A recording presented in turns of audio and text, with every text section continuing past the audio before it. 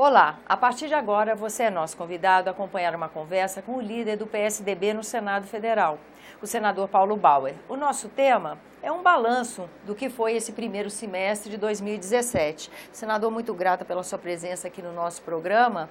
Ontem mesmo, às vésperas dessa nossa gravação, a gente teve a aprovação no Senado da reforma trabalhista. Não era uma matéria qualquer. Apesar de não ter um quórum qualificado, era uma matéria importante e polêmica. No mesmo dia em que a Câmara dos Deputados começa a apreciar, foi a apresentação do relatório, está em discussão se aceita ou não o processo contra o presidente da República. Também é um fato inédito, não tínhamos vivido isso até então. O que a gente depreende daí? O Congresso, como instituição, está se mostrando competente para os desafios dessa república que vivemos. Há realmente, como dizem no mercado, um descolamento das matérias que dizem respeito à economia, da crise política, está havendo um descolamento e um atendimento para a recuperação da economia do país. O senhor vê dessa forma esse dia de ontem, por exemplo? Tânia, cumprimentando aos telespectadores, é preciso fazer uma analogia. Política é política. É diferente de igreja, de religião. Na igreja a gente sabe, o livro é um só, a igreja é naquele mesmo lugar, não muda de lugar, a missa é no domingo, o culto é no sábado à noite e pronto, o padre e o pastor são sempre os mesmos, ou pelo menos na maioria das vezes são os mesmos. No caso, poderíamos exemplificar um outro local que seria um quartel militar, onde tem hora para acordar, tem hora para dormir, onde todo mundo usa a mesma roupa, a mesma farda, é tudo igual e tem uma missão para cumprir. A política não, a política é dinâmica. A política é feita de sobressaltos, a política é feita de emoções, é feita de verdades, é feita de afirmações, é feita de recuos, de avanços. Nós estamos vivendo a política na sua plenitude. Nós não podemos imaginar que agora está sendo um momento muito difícil, muito tenso, é um momento que não desejávamos viver. Não, esse é um momento rico, importante para a vida política do país. Porque, você mesma disse, no momento em que nós temos o julgamento de um ex-presidente da República no judiciário, com uma condenação de 9 anos, o Lula foi condenado a 9 anos de prisão por crimes que praticou. Nesse mesmo dia, nós temos aqui no Senado Federal sendo escolhida a nova Procuradora-Geral da República. Ou seja, nós estamos vendo o judiciário funcionar nos dois lados. E olha que temos nesse momento um recesso no judiciário. De outro lado, a gente vê pelo clima político que está no Congresso, o Congresso se preocupar em votar matérias como, por exemplo, a reforma trabalhista, que dizem respeito à vida das pessoas, e ao mesmo tempo votar questões fundamentais como, por exemplo, o orçamento público da União, que vai ser objeto de votação nesta segunda-feira numa sessão do Congresso Nacional. Para não falar do processo que a Câmara de Deputados está analisando, que é exatamente o da aceitação ou não da abertura do processo judicial contra o presidente da República, motivado pela Procuradoria-Geral da República. Nós estamos vivendo, sem dúvida nenhuma, um momento rico da vida política do país, onde a gente vê também senadores e senadoras da oposição impedirem o funcionamento do Senado Federal. Tentarem, pelo menos, impedir ou retardarem o funcionamento, coisa que nem a ditadura fez, numa clara demonstração de que as oposições não estão mais preparadas para ser oposição. Depois de 14 anos de governo, eles se tornaram quase que imperadores do poder público e não mais agentes da sociedade. Falam apenas como um determinado grupo pensa, mas não respeitam o que pensa o outro grupo. E na democracia, nós temos que, acima de tudo, entender que valem sempre as duas ideias, a deste lado e a daquele, mas no final uma vai prevalecer, e ela prevalecerá como? Sempre por quem tiver a convicção e o número de votos necessários para que aquela ideia seja implementada. Ao mesmo tempo que nós vemos tudo isso, a gente vê que a economia brasileira começa a reagir. Nós vemos que empregos são gerados, a inflação começa a dar demonstrações de recuo, ou seja, de deflação. Nós começamos a ver números de exportação do Brasil crescer, nós começamos a ver o juro diminuir e os empregos voltarem. Isso tudo está acontecendo ao mesmo tempo. temos que ter, acima de tudo, muita consciência, muita sabedoria, muita serenidade para viver tudo isso e confiar na possibilidade e na perspectiva de o Brasil avançar. Isso é o mais importante. Como foi fazer parte da base aliada nesse primeiro semestre, rico em votações, né, senador?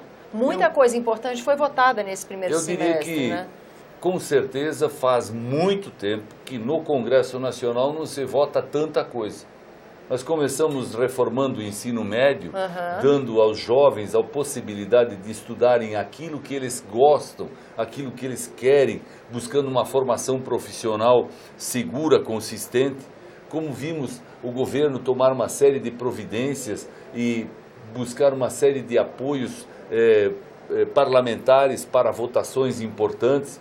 Ainda no ano passado, tudo bem, não é neste ano, mas nós votamos aqui reforma política, pelo menos o primeiro passo, acabando com coligações, estabelecendo cláusula de barreira. No ano passado a gente votou aqui também a lei do teto, a PEC do teto, dizendo que o governo não pode gastar mais do que arrecada.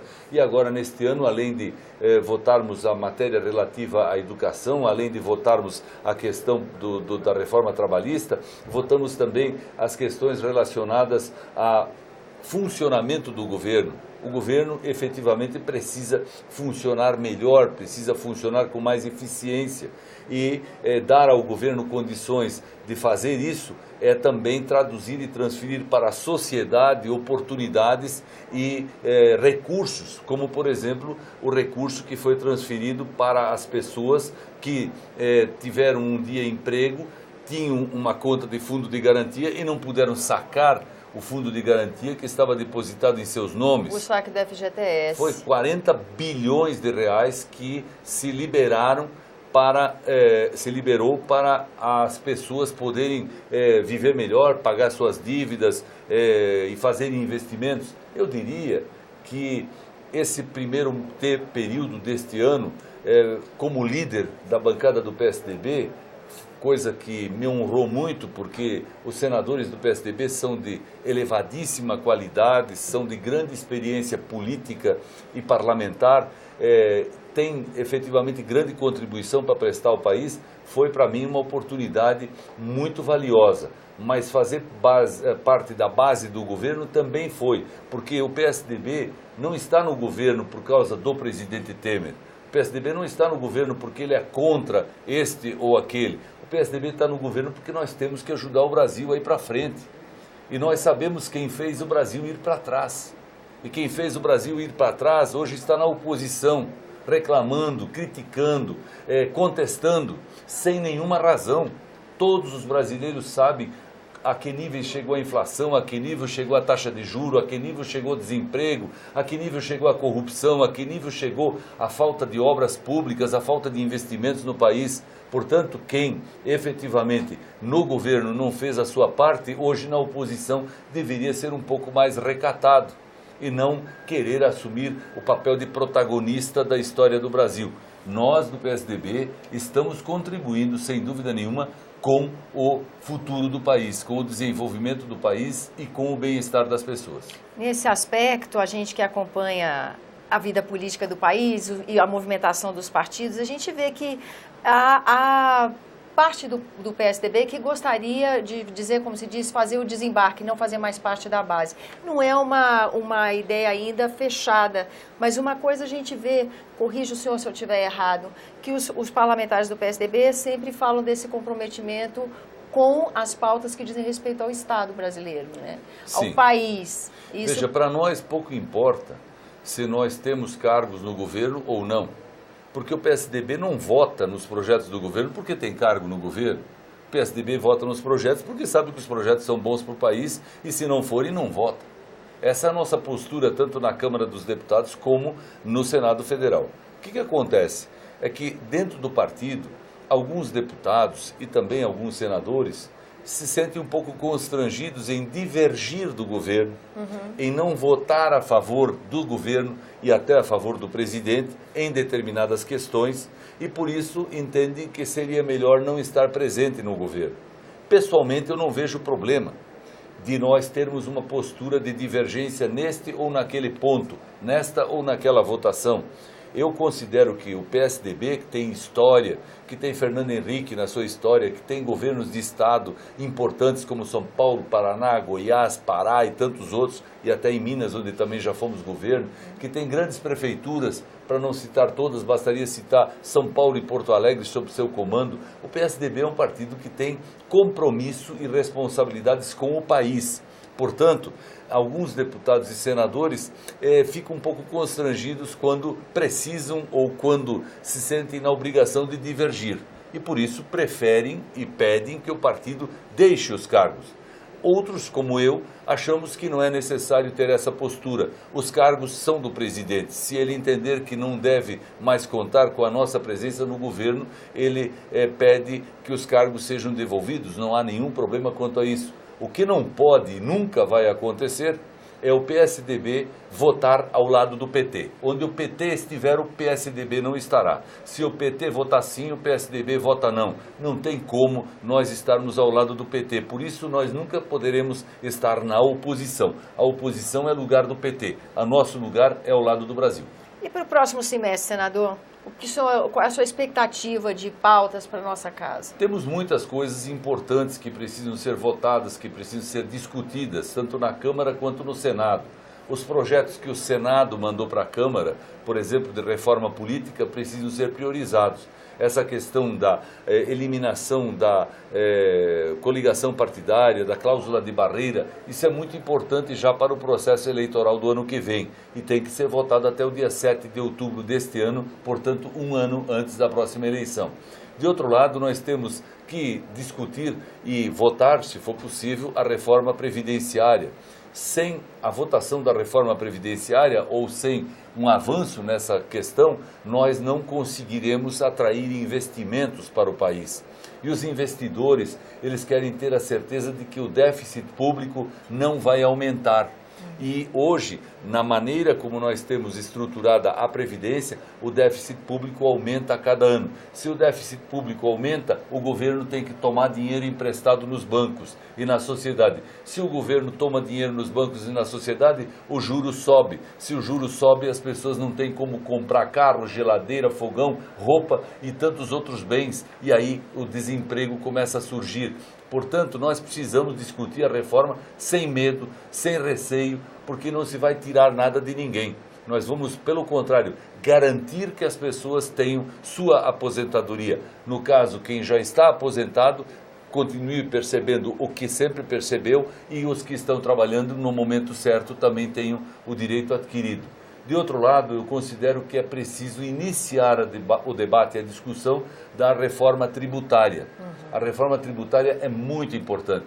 Dificilmente ela será votada até o final do atual governo, mas ela precisa iniciar a sua tramitação, ela precisa ser debatida, discutida, porque a carga tributária, além de ser alta no Brasil, ela está concentrada em Brasília. E os nossos prefeitos, os nossos governadores, que são aquelas autoridades que estão diretamente envolvidas na solução dos problemas da vida das pessoas no dia a dia, estão cada vez com menos recursos para gastar na saúde, na educação, na assistência social, na segurança pública. É preciso tirar de Brasília esse excesso, essa centralização de recursos, transferindo uma parte disso para os estados. Porque o Estado e o município sabem gastar o dinheiro muito melhor, não porque gastarão ele numa questão de quantidade menor. Eles ganharão em qualidade, porque o prefeito está lá no dia a dia para fiscalizar, para conferir e sabe se é melhor ir por este lado